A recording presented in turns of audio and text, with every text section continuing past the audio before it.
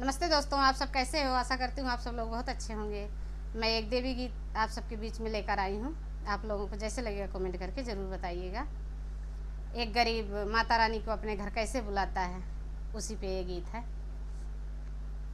करी ले पुकार बारंबार, है शेरा वाली आवा पधारा मोरे द्वार, है मैया आवा पधारा मोरे द्वार।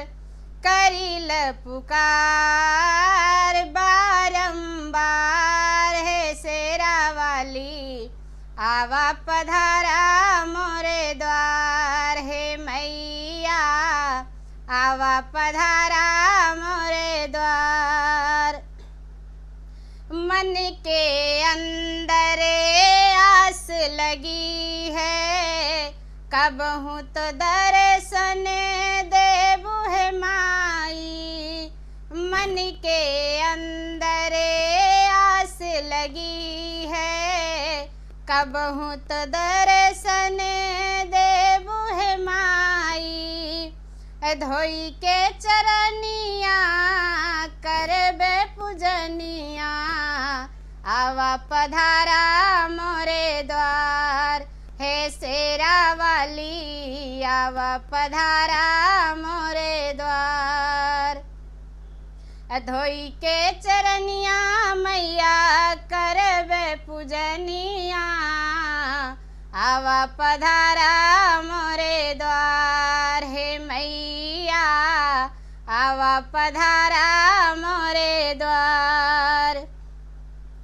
ना मैया मोरे नरियर चुनरिया, ना मैया मोरे धूप दियरिया, ना मैया मोरे नरियर चुनरिया, ना मैया मोरे धूप दियरिया।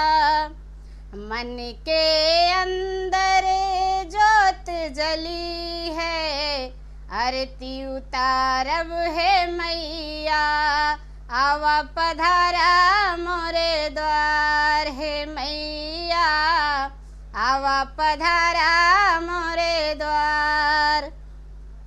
मन के अंदर जोत जली है, आरती उतारब है मैया आवा पधारा मोरे द्वार, है मैया आवा पधारा मोरे द्वार। ना मैया मोरे चंदन चौकी, ना मखमल का बिछौना, ना मैया मोरे चंदन चौकी, ना मखमल का बिछौना। अब भुइया यसन लगौबे है मैया आवा पधारा मोरे द्वार, है मैया आवा पधारा मोरे द्वार। भुइया यसन लगौबे है मैया आवा पधारा मोरे द्वार, है मैया आवा पधारा मोरे द्वार। कितनों की माँ बिनती सुनी हो, दुखिया की सुन लो पुकार, है मैया आवा पधारा मोरे द्वार।